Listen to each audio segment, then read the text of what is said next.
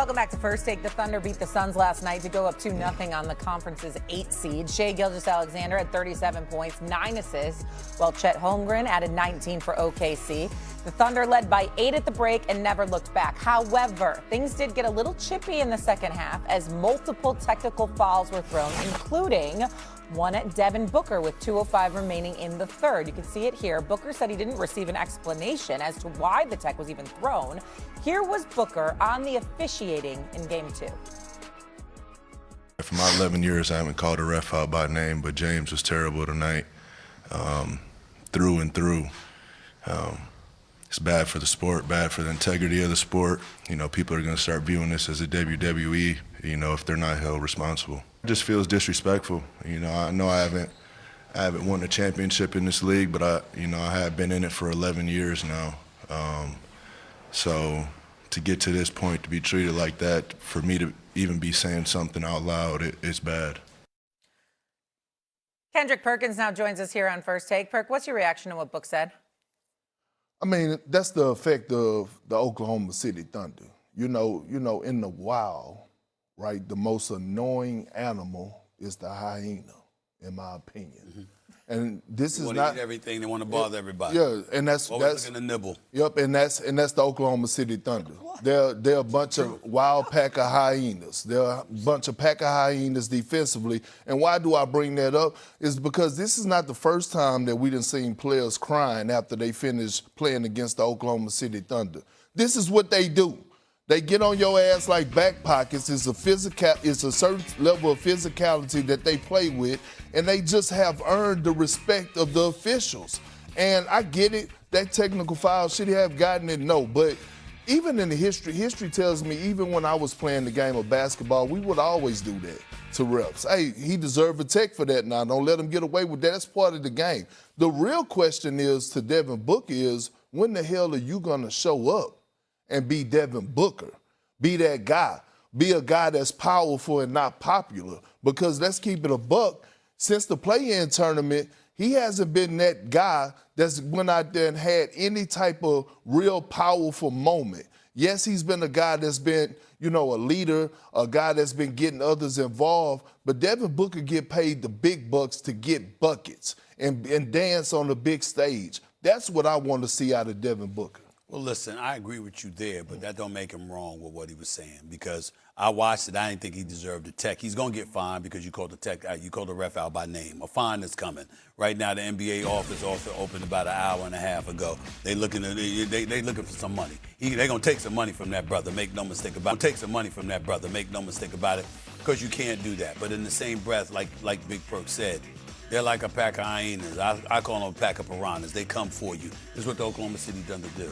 And they frustrate you because defensively, they're a collectively stout unit. Everybody's in their right places. They don't miss assignments. There's no drop off in energy no matter what, whether somebody's switching on you, whether they stand on you, fighting through picks, whatever it is. They are always, always on you. There are very, very few occasions where you see any lapses in judgment or in execution on a part of the Oklahoma City Thunder defense. That's what their signature is all about. Even without Jalen Williams this year, they were like 39 and 10. They're going to find ways to win games. They're going to find ways to get at you. And they get up in you, and you go against an opponent like that, you know that anything less than your A game is not going to suffice. And so that may be fresh. He's got 45 points in 2 games, Devin Booker. They've held him in relative check. Obviously, he hasn't been what he's supposed to be against them, and I'm sure that has contributed to his frustration. But in the same breath, this ain't the first time he's played against OKC. This ain't the first time he has struggled against a team. For him to call out a ref like that, that's not something he normally does. Now, the NBA ain't going to take that into too much consideration because they still going to get that check from him. Make no mistake about it.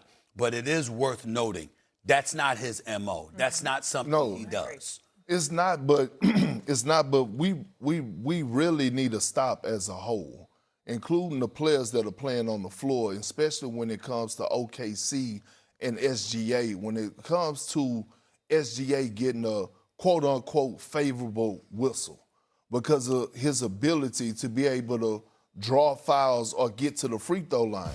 We used to praise people for their ability of getting to the free throw line. Right. And I'm talking about greats, guys that are respected. Michael Jordan, Kobe Bryant, Tim Duncan, Kevin Garnett, Paul Pierce, LeBron James, the list goes on. So SGA is not the first player or superstar player, caliber player, the superstar type player to come about and start getting a favorable whistle or selling calls. It's been that way. Yeah, but for that's a long not. time. But that's not really it with SGA. What the real issue with SGA is that SGA is a bad brother that's busting everybody's ass. I mean, that's what he's doing on a regular basis. He's just night in, night out, no matter who he goes up against. And it's the relative ease with which he does it. If it's a step back three, fine. If it's a pull up mid range, fine. If it's get to the hole, if it's a Euro step, fine. If it's get to the free throw line, fine. Whatever way you need him to beat you, he beats you. And he's just a spectacular, spectacular talent. That's what he has evolved into. But again, the collective complaint about Shai Gilgeous is what Big Perkins alluded to, because it ain't Phoenix. It's everybody that goes against OKC. They're complaining about some of the fouls that SGA is getting. They ain't bringing up the pull-up jumpers. They ain't bringing up the threes. They ain't bringing up the open court and how he dancing on cats and going to the left. They ain't thinking about the fact that you got guys with muscles coming out of their ear and they complaining about getting pushed off by this slim dude. Why? Because he's deceptively strong, he's slick, he's skilled, and he's just a magician on a basketball court on the offensive end of the floor, and people are jealous because they just ain't him. But that is not about Devin Booker last night. Devin Booker to call out an official, and I'm not calling out the official. I'm simply saying we have to take this into consideration. It's not what he does. He doesn't do that. Devin Booker doesn't do that. So for him to do that and to name an official by name, and he didn't say that one call. He said all night long, this guy, this guy, this guy. That's something for the NBA while you're taking a check from him to take seriously and look at the tape and see what Devin Booker is talking about, because that's not something he does. So to that point, and I agree with you, you just got to be on your A game if you're playing Oklahoma City. But to play devil's advocate here, multiple teams and coaches, we heard Mike Brown say something too when the Thunder played the Knicks. I mean, coaches too. Like, nobody has a point that maybe they're being officiated differently? Well, who is Mike Brown to be trying to call out somebody? Like Jalen Brunson is not a guy that sell calls and get to the free throw line. That's absolutely true. I mean, well, damn. But my thing is this, Shay. As a coach, right, I understand, okay, Devin Booker, this is his first time doing it, but the coaches, that set a bad tone in the locker room. In the playoffs, you're supposed to have a next play mentality. You know who's one of the best teams in the league at not getting technical fouls?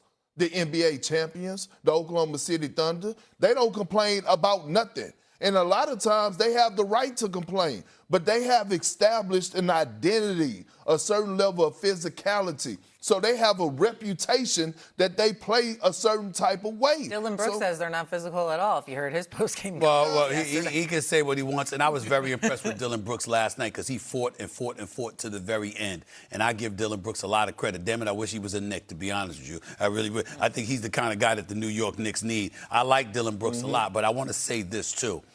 Perk is right about how OKC doesn't complain. Here's the part that you didn't bring up about somebody like Mike Brown that deserves to be brought up. The Phil Jacksons, the Pat Rileys, even the Chuck Daly's or Larry Brown, people like that of the world, they would complain about the officiating going into a game in an effort to try to manipulate how the game would be called. That's entire, and it would be playoff time, stuff like that. That is entirely different than Mike Brown, who was complaining during the regular season about a loss, after it happened. You see what I'm saying? Now, that's different. Now, that's the kind of thing that makes you look at it and say, come on, bro, you need to stop that nonsense. Now, if you're complaining about something going into it, it's gamesmanship on the part of coaching. You're trying to get an advantage. Right. You're trying to make sure a game is called a certain way, that kind of thing.